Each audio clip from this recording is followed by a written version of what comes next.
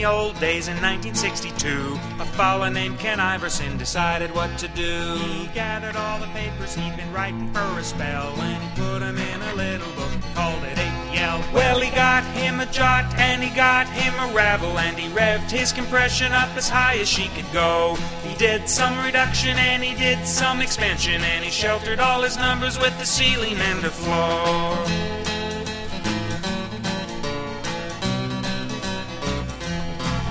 Now Sussenguth and Falcoff, they thought it would be fine to use the new notation to describe the product line. They got with Dr. Iverson and went behind the scenes and wrote a clear description of a batch of new machines. Well, they wrote down dots and they wrote down squiggles and they wrote down symbols that they didn't even know. They wrote down questions when they didn't know the answers, and they made the systems journal in 1964.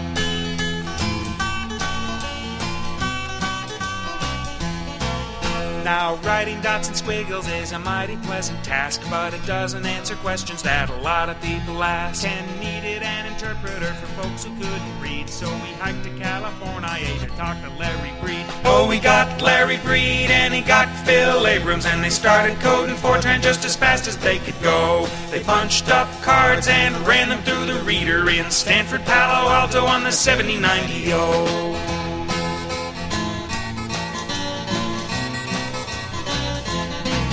Well, a Fortran batch interpreter's a mighty awesome thing, but while it hums a pretty tune, it doesn't really sing. The thing that we all had to make our lives sublime was an interactive program that could let us share the time. Oh, they got Roger Moore and they got Dick Lathwell and they got Gene McDonald with his carrots and his sticks. You should have heard the uproar in the Hudson River Valley when they saved the first CLEANSPACE in 1966.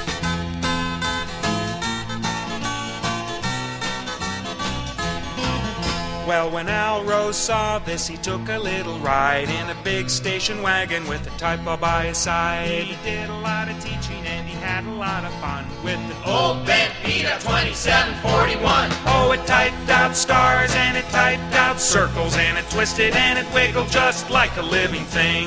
Al fed it a tape when he couldn't get a phone line, and it purred like a tiger with its trainer in the ring.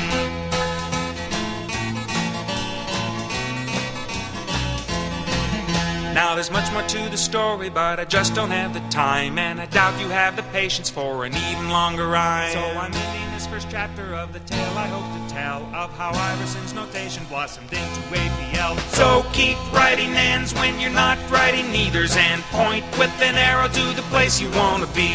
But don't forget to bless those early apple sources who preserved their little seedling that became an apple tree.